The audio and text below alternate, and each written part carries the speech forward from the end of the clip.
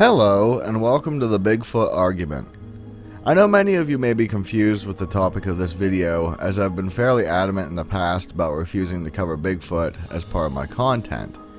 While you may be correct in that thought, this video isn't so much about the history and sightings as I usually do, but more in line with looking at both points of view as to the cryptid's existence, as well as touching on a few points that really add a flare of confusion behind its reality.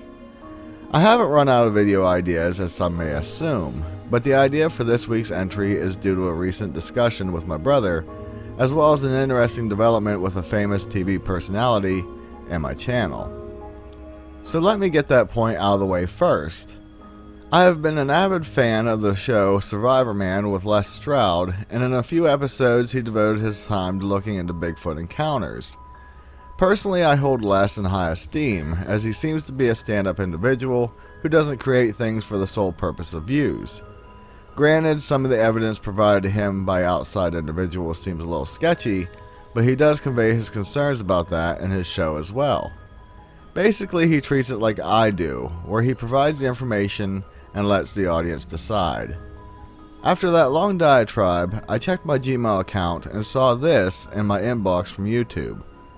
To save you from reading the entire message, it is saying that in my Evidence What Does It Take video, I had used a clip a couple seconds long from Survivor Man, and that either Les or someone from his company was claiming the video, which meant any revenue I made would go directly to him or his company. This email came to me on December 20th, and I was greatly disappointed with this recent development, as it wasn't truly anything that should have been claimable, not to mention it was coming from someone who I had a lot of respect for. Regardless, I decided not to fight it, and just let the whole thing go in my mind. Well, today I logged onto my Gmail again, and saw that email, and decided to click on the Claim Details button, to see exactly what had been hit. Shockingly, YouTube came back stating that there were 0 claims on my video. What this tells me is that Les or his company had reviewed the claim themselves, and refused to take my revenue. This development yet again proves to me that Les Stroud is an alright guy, and he very easily could have let the claim stand merely out of principle, which many other uncouth companies frequently do to content creators, even if they aren't in the right. So I applaud him and decided that I needed to make a video going over the points and counterpoints on the existence of Bigfoot in honor of his recent interest into the search for the truth on the topic. When it comes to the world of cryptids, 2 beings are always first in the rankings of popularity/plausibility, which are lake monsters and Bigfoot.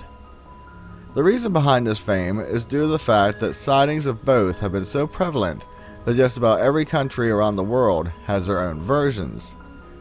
I won't talk about lake monsters here, since a lot of encounters reported leave the possibility open of the creature being seen as nothing more than a different animal or a misidentified natural occurrence.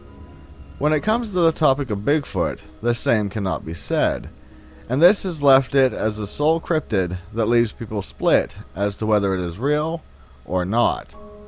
Within this realm, I personally feel that some of the known facts are a bit misconstrued, and this in turn causes many people to shy away from believing in the existence of a large hairy bipedal creature walking around the differing landscapes. One of the first arguments against the reality of Bigfoot, and rightfully so, is the point that with so many people in the world enjoying nature, not to mention all the hunters, how does a huge creature remain hidden? This is a troubling argument, but it does come with some differing factors, such as many reports have come in from hunters encountering a Bigfoot-like creature. However, it doesn't explain away how one of the species hasn't been shot and killed all this time. The only counterpoints to finding a body lies in the theories that Bigfoot is an interdimensional being, or something along the lines of an extraterrestrial being. This idea does explain the cryptid's aptness to hide as well as it does, but anytime answers involving unproven plane-shifting abilities are involved, it doesn't quite bring the skeptics on board with the believers. Along with this brings the conspiracy theories about bodies being discovered but are quickly recovered by secret government agencies. Believe it or not, but this theory, while at first seeming a bit odd, does have a few reports of this type of activity actually occurring to a degree. On August 6, 1999, on Battle Mountain in the state of Nevada, a story was brought forth about a science teacher named Tom Powell, who claimed he witnessed something unimaginable during a wildfire. Apparently he saw military personnel loading up a badly burned Bigfoot into their vehicles and transporting it away from the site. Outside of this, many people have made similar claims of seeing military vehicles nearby when a body was discovered, or if anyone had intriguing sightings. The issue is that while very interesting, these stories offer very little in the way of definitive proof of the cryptid being covered up. Many will point out a link between many states making it a law against the hunting or killing of a Sasquatch, and this reinforces people's belief in the government knowing more than they admit. Now, I would be remiss if I didn't at least mention the fact that multiple samples of hair and flesh have been provided, and at the time reports state that they came back as an unknown sample.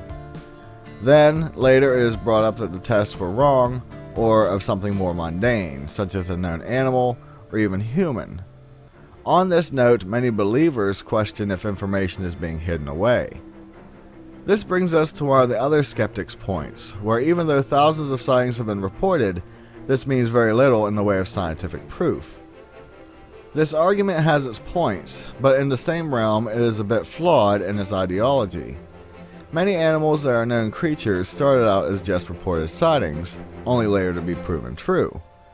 The okapi, the giant squid, and the bondagezu were all at one time written off as pure fantasy, until they were actually found to exist. The lack of a body or solid evidence does not rule out a creature's reality. It is important to mention that many reports go back to our ancient ancestors' writings or even cave paintings. This frequently brings me back to the thought that due to the descriptions being also similar, they had to have been seeing something. I want to touch back on this in a few moments. Yet again, we do have reports of creatures such as the snallygaster and the slide rock boulder, which are found fairly strictly in folk tales, so this idea doesn't prove something exists either. All this leads us back to is not knowing what is real or what is fake. Let's move on to the real sticking point of many skeptics. All images are blurry or taken from a mile away. There has been evidence in the way of photos that are very clear, but again we fall into the range of my evidence what does it take video, where clear images are deemed too good, so they must be fake. I do question most all of the blurry images as well, since this makes it quite easy to hide a man in a gorilla suit from being found out.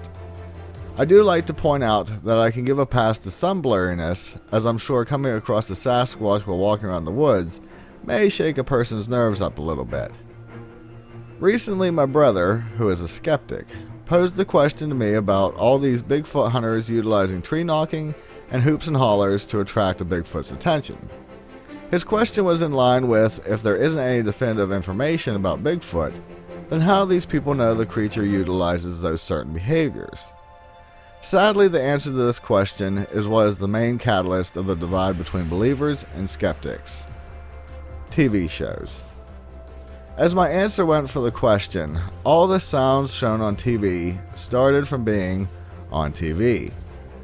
No one truly knows how a Bigfoot acts, but yet that doesn't stop TV shows from claiming they do.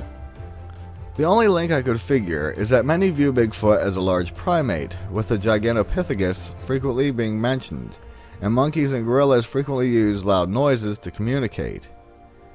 The problem with this is that while the theory may be true, most of the old reports call the creature a wild man, which is described as a tall human with long hair that lives out in the wild. So in reality, the Bigfoot could actually be just a very hairy human with the rare disease of hypertrichosis, otherwise known as werewolf disease.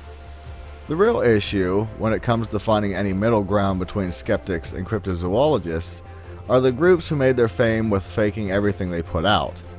These individuals manage to get media attention, even when their claims have been proven false in the past. Every time one of these people get called out on one of their hoaxes, it takes credibility away from the people in the cryptozoological field who are doing things right and legit. People like Rick Dyer and Tom Biscardi are frequently shown as the faces of the cryptid world, but in reality, they are the worst type of people. I keep my channel family friendly, so that's the most I'll say about those two individuals, who are a waste of space. In closing, at the end of the day, I think Bigfoot might exist, but I keep my mind open to all opinions, as we truly don't know what is real or not. I do find some of the evidence fascinating, but at the same time, I can see many of the skeptics' points. So I am curious if you think Bigfoot exists, and if so, what exactly it is. Or do you think it is just another page in our ancestors' folktales? If you haven't yet done so, please consider subscribing to my channel for more cryptid, conspiracy, and odd type content. Also, I would greatly appreciate it if you could share my channel with someone you may think might be interested in this type of genre. With that, be safe, and I'll see you in the next one. Later.